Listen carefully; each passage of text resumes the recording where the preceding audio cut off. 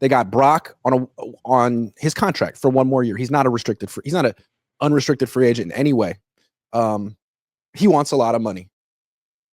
Do they have to give it to him? He'll be eligible for an extension in like 2.5 weeks, and he wants $60 million a year. I'm hearing a lot of people be like, hey, man, it's the NFL. It is what it is. You got to give it to him. Do they have to give it to him?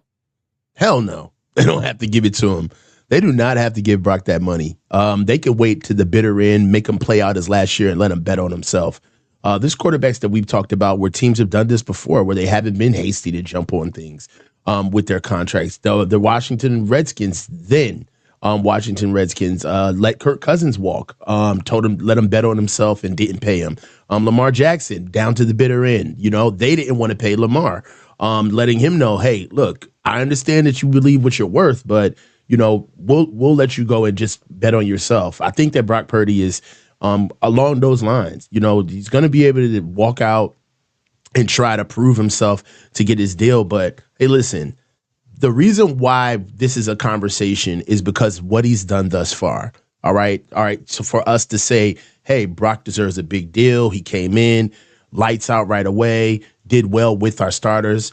But if all of that plays, then you can't ignore this season and the last set of 10 games that we've seen. I mean, the last set of 12 games that we've seen. It's been bad, right? And because of that, I think it would be just hasty to even try to push that. Who that over here trying to get in the show? Who that? That was Deshaun Gibson. What's up, Gib? What's up, Gib? How you doing? Hey, Gib. Yeah, okay, so about the Niners. Like, I think Lamar's a perfect example. Like, he was eligible for an extension. The Ravens made him an offer, but it wasn't that great because he was coming off a down season. He had like 16 touchdowns and 13 picks, and he went to the negotiating table and said, I want to be one of the highest paid players in the league. And you just don't get that type of a contract when you're coming off your worst season. So they made him an offer, not to be disrespectful, but I don't know what it was. He obviously didn't accept it and said, I'll just come back and prove it. And the Ravens said, great. So if Lamar Jackson, who had already had an MVP to his name at that point, was not above that, how could Brock Purdy be above that? If the Niners say, here, man, okay, we'll give you a 4-year deal worth $160, and we have an out after year one. So it's essentially a 1-year deal with a team option to make it a 4-year deal if we want. If you're really good, you can sign that. Or you could come back, bet on yourself, have a great year, and get the $60 million or more next year. Yeah, I don't see a problem with what's happening right now. The fans, we should be happy that this is happening right now. It shows that the Niners are not too hard up on Brock. They're going to definitely, pace themselves out to make sure that this is the exact guy that they need and want. And then, we also have this year coming up where, this is another situation we're going to get into later in the show where there's tons of options, right? Tons. You can make him compete for this job. You can make him show that he needs to be the quarterback of this team through the offseason, let alone the upcoming season. So right now, picking Brock up for a deal right now in the middle of the season or after this season, it would mean two things. Either you are completely sold out, and if you are, then why not wait a year so he can really show you something better on film, or you're completely out on him and you feel like now is the time to lowball him. And then if you feel like now is the time to lowball him, then you shouldn't be paying for him to begin with because he's not a franchise quarterback. Right. So, and I'm sure they will try to lowball him. I'm sure they say, Brock, man, we love you. Of course, you had a bad season, and this offer is going to reflect that. But 4 years, absolutely, sign us up. Now, there's only guaranteed money for 1 year, but you're going to be fine. Like, and that's where Brock's going to have to decide if he wants to bet on himself, if he has as much inner confidence as Lamar had. Like, okay, you're trying to play me, but I really am that dude. So I'll come back and I'll have another good year. No problem. McCaffrey will be back. Ayuk will be back, and then you'll have to pay me even more next year. So cool, I like this. Or he'll say, you know what, I'll take the money. Because I don't know what's going to happen next year. I don't know what's going to happen next year. I could have another bad year next year. All right, so let me ask you this. We talk about guys like, give him the Baker deal. But, all right, let's be honest, though. Is Tampa sold on Baker, or are they just happy with him?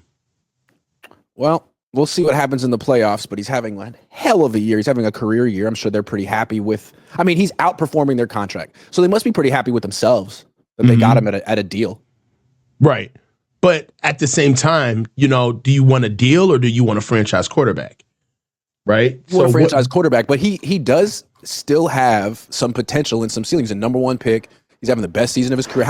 We don't know that Baker isn't a franchise quarterback. He might be. Right. Might be. Yeah. And we got to see exactly how that plays out. My thing is that, all right, so would it be safe to say that Baker earned the deal that he had because he needed to prove that, hey, you already came in and got the benefit of the doubt. Now you need to prove that you're a franchise guy. Would this be the franchise guy deal that we give Brock?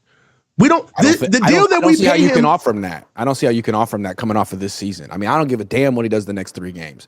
He's 6-7, and in the most important game of the season, he played his worst.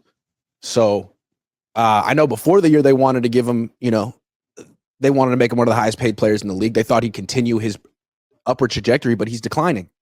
So maybe he'll bounce back next year, but you don't know that he will. So if he wants an extension now, then okay, it's going to reflect 2024. And if you want the Dak Prescott extension, then come back and prove it. Come back and prove it. Yeah, you've had one good year, start to finish. And I don't think there's a problem with that at all. He hasn't done enough to get that type of money. If we look at what Brock has done, and it's don't look at this from a team perspective. Look at it from an organization perspective. Like, he came here, helped us out, actually righted the ship in our most needy time. Okay, we got all that. However, the reason why he was able to have all of that infrastructure around him is because we didn't overpay at his specific position. So now that we've moved forward and understood that, hey, I think that this season, honestly, is a blessing in disguise. What if nobody got hurt this year? Everybody came back. It'd be full steam ahead, $60 million, Brock. There's nothing to talk about. If Brock would have replicated last year's season with this year's season, there's no way that you could tell me that the majority of what you're seeing from Brock from a performance basis is him.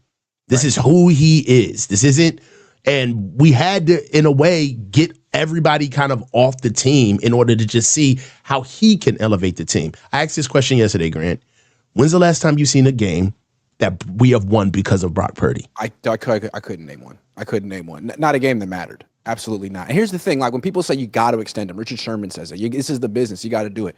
Tell that to the Giants. They extended Daniel Jones.